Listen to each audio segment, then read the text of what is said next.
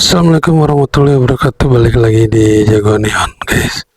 Oke, jadi pada kesempatan yang baik ini, alhamdulillah, semoga teman-teman selalu diberikan sehat walafiat ya, dan diberikan rezeki yang banyak dan barokah.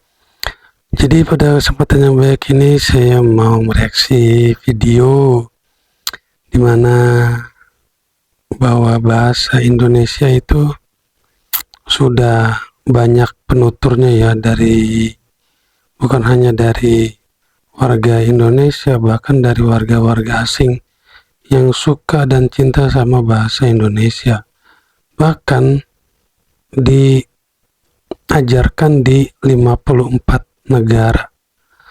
Dulu baru 38 ya, sekarang sudah 54 negara yang mengajarkan bahasa Indonesia. Seperti apa video lengkapnya, kita saksikan sama-sama ya guys.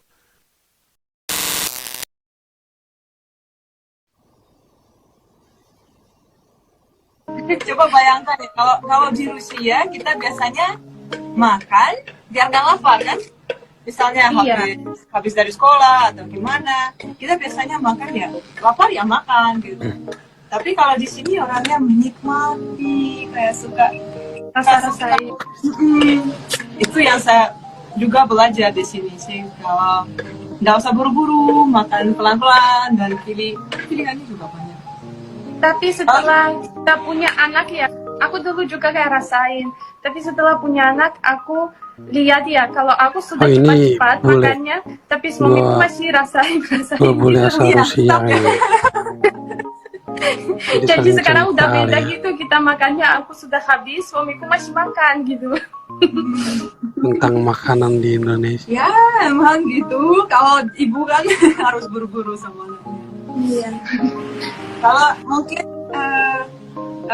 dari topik makanan, sudah lama tinggal di Indonesia, pernah ada kejadian kayak itu menarik sama? Bahasa Indonesia kini menjadi bahasa dunia setelah ditetapkan sebagai salah satu bahasa resmi di Sidang Umum Organisasi Pendidikan Ilmu Pengetahuan dan Kebudayaan Perserikatan Bangsa-Bangsa atau UNESCO pada Senin 20 November 2023 di Markas Besar UNESCO Paris, Prancis. Penetapan ini dilakukan pada Konferensi Umum UNESCO. Melalui penetapan ini, bahasa Indonesia dapat dipakai sebagai bahasa sidang dan dokumen-dokumen Sidang Umum UNESCO juga dapat diterjemahkan ke bahasa Indonesia.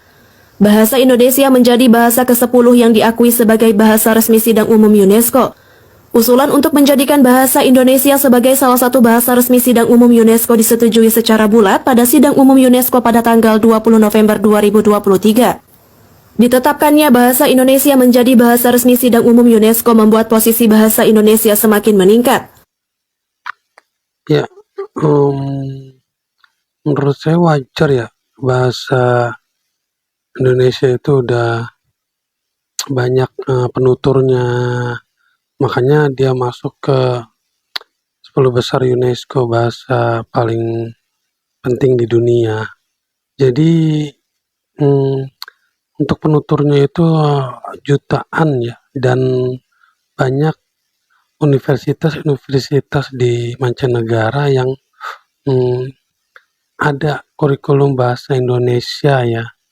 Banyak di banyak negara ya guys, dan banyak warga-warga asing yang menuturkan bahasa Indonesia, makanya pantas lah bahasa Indonesia itu menjadi bahasa ke-10 UNESCO ya guys ya.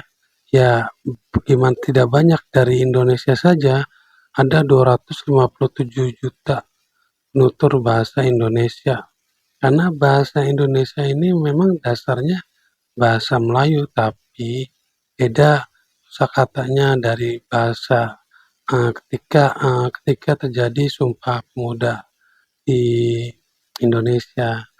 Ada sedikit perbedaan ya, karena memang dasarnya dari bahasa Melayu, tapi di Indonesia itu kan banyak bahasa-bahasa daerah campur adukan dengan bahasa penjajahnya dulu, Belanda guys.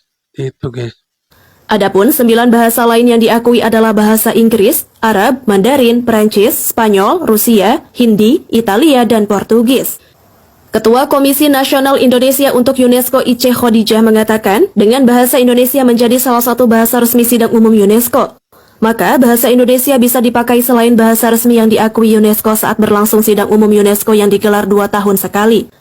Pada awalnya, bahasa Indonesia diikrarkan sebagai bahasa persatuan pada Sumpah Pemuda tahun 1928. Selanjutnya, bahasa Indonesia ditetapkan sebagai bahasa negara dalam Undang-Undang Dasar 1945. Sekarang, bahasa Indonesia mendapat status bahasa resmi pada tataran internasional melalui pengakuan sebagai bahasa resmi pada Sidang Umum UNESCO.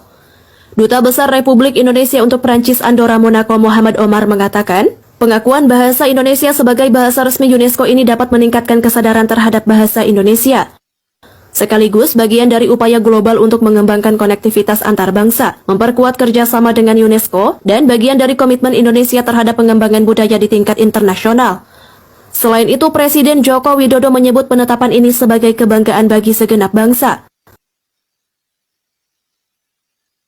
Emang boleh bahasa Indonesia diajarkan di 54 negara dan dipakai sekitar 3,3% populasi penduduk dunia? Emang boleh seinternasional itu? Penasaran gak sih? 54 negara, guys.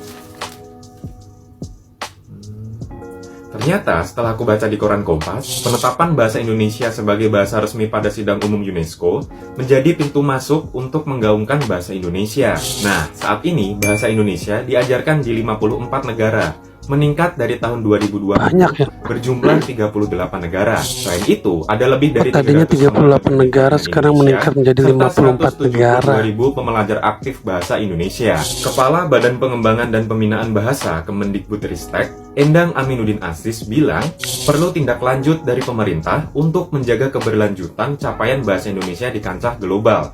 Apalagi, minat masyarakat global untuk mempelajari bahasa Indonesia terus meningkat. Oh iya, bahasa Indonesia ini adalah bahasa nasional negara yang berpenduduk lebih dari 270 juta jiwa.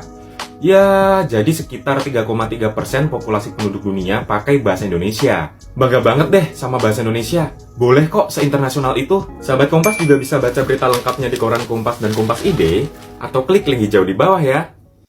Bahasa Indo katanya adalah bahasa paling gampang di dunia. Aku nonton video di mana orang bule bilang kalau bahasa Indonesia itu bahasa paling gampang di dunia. Aku udah belajar bahasa Prancis, bahasa Spanyol, bahasa Inggris, bahasa Rusia. Dipelajari dan dimengerti. Itu salah. Orang yang bilang gitu, mereka nggak tahu kalau bahasa Indo itu ada yang formal dan gak formal. Nah, bahasa gak formal susah untuk aku ngerti. Bisakah kamu jelaskan ke aku teks selanjutnya? Gak apa-apa literally means not what. Padahal artinya itu it's okay. Hati-hati literally means hurt. Padahal artinya be careful. Bodoh amat. Very stupid. Padahal artinya I don't care. Bahasa Indonesia bahasa yang miskin kosakata, emang iya? Kalau dibanding bahasa Inggris, kosakata bahasa Indonesia emang lebih sedikit, tapi kesimpulan bahasa Indonesia punya kelebihannya tersendiri. Pernah kepikiran nggak sih kenapa Malaysia abis dijajah Inggris bisa bahasa Inggris? Maroko abis dijajah Perancis bisa bahasa Perancis, tapi Indonesia abis dijajah Belanda nggak bisa bahasa Belanda. Itu karena Indonesia negara satu-satunya yang tidak memakai bahasa penjajahnya ya guys. Nih, perlu digaris bawah ya. Jadi Indonesia negara satu-satunya yang tidak memakai bahasa dari si penjajahnya ini. Biasa kan yang udah-udah biasanya nih kayak yang tadi disebutin ya, kayak Maroko yang dijajah oleh Prancis, dan mereka bisa rakyatnya bisa bahasa Prancis, terus Inggris, Melayu, terus Singapura. Kita tahu sendiri ya, hanya Indonesia yang tidak memakai bahasa dari penjajahnya. Seperti itu guys. Belanda nggak mau ngajarin bahasa mereka ke orang Indonesia, biar nggak dianggap setara. Waktu negara merdeka, biasanya bahasa yang dipilih adalah bahasa penjajah atau bahasa yang paling banyak penuturnya. Bahasa penjajah nggak dipakai karena kita kena gatekeep. Nah, kenapa malah bahasa Indonesia yang dipilih? Indonesia punya 700 bahasa daerah. Bahasa Indonesia sebenarnya adalah bahasa Melayu pasar. Kosakata dan struktur kalimatnya simple, makanya jadi bahasa pengantar para pedagang. Populasi suku Melayu nggak sampai 5%, tapi penutur Melayu pasar banyak. Populasi suku Jawa waktu itu 47%. Tapi kalau Jawa dipilih, takutnya suku lain iri. Toh tanpa dipilih juga, Jawa kan udah dapat jatah presiden. Indonesia disebut sebagai negara yang mustahil. Karena nggak cuma terdiri dari bahasa yang beragam, tapi juga mencangkup belasan ribu pulau yang tersebar sepanjang 4.000 km. Dari Belanda sampai Yunani itu daratan. Tapi sepanjang 2.000 km itu aja ada 6 negara loh. Indonesia sampai sekarang masih satu negara. Bisa jadi ini adalah keberhasilan bahasa Indonesia sebagai bahasa persatuan. Jadi bahasa Indonesia itu relatif simpel. Kosakatanya terkesan miskin, tapi mungkin justru karena itu yang jadi alasan kita bersatu. Walaupun sekarang masih banyak yang bersatu dalam kemiskinan sih. Terima kasih atas bantuan Anda. Ia bernama Neti, warga negara Australia yang bisa berbahasa Indonesia sejak sekolah dasar. Faktanya, kurikulum bahasa Indonesia telah dipelajari di 52 negara. Pada 20 November 52 tahun negara. 2023, bahasa Indonesia biasa resmi emang. ditetapkan sebagai bahasa ke-10 yang diakui oleh Konferensi Umum UNESCO. Promotion of Indonesian language to become an international language. Bangga berbahasa Indonesia, bahasa Indonesia mendunia.